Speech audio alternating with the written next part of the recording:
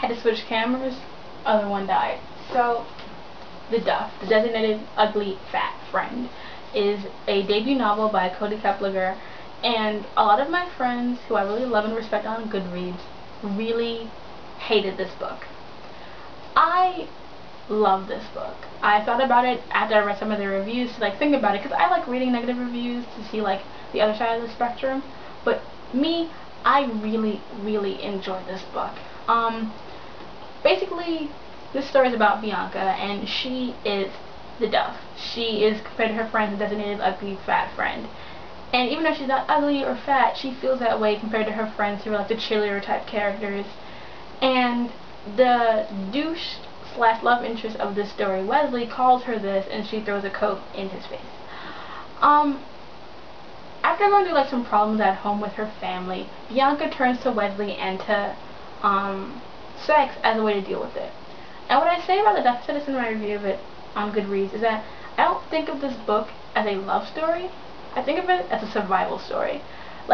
This is not a story about a girl who goes to a point where she views sex as escapism. She uses it as a way to deal with her life issues, not really thinking about who she's with. She's not having sex with Wesley because she likes him or because she wants to have a deep relationship with him. He is sex. He is an escape. He is basically the lowest she can go, and she knows that it won't matter to him, so it doesn't have to matter to her, so she can just go do what she wants and go through life with nothing else has changed. And I kind of like that.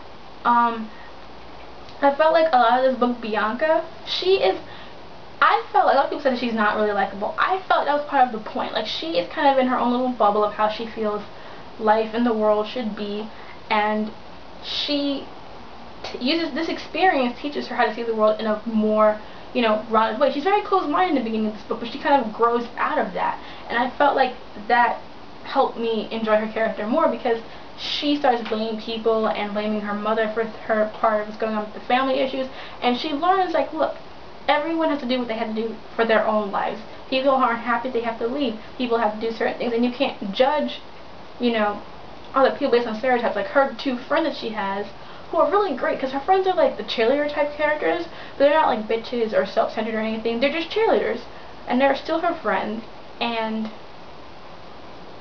she learns that part of her issues is that she identifies her best friends as people who should be her enemy, and she grows out of that, and she shows that she has to grow out of it. And so I felt like this book, I enjoyed it. I really love this book. I think it's a great story.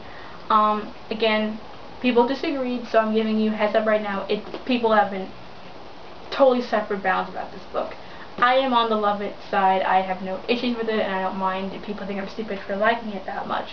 But I seriously thought this book was great, and I love the fact that it also showed safe sex, because a lot of times in sex scenes there's no issue of condoms, no issue of birth control, because a lot of times supernatural, so they're oh, we're a vampire, so we can't reproduce, so we don't have sperm, but whatever.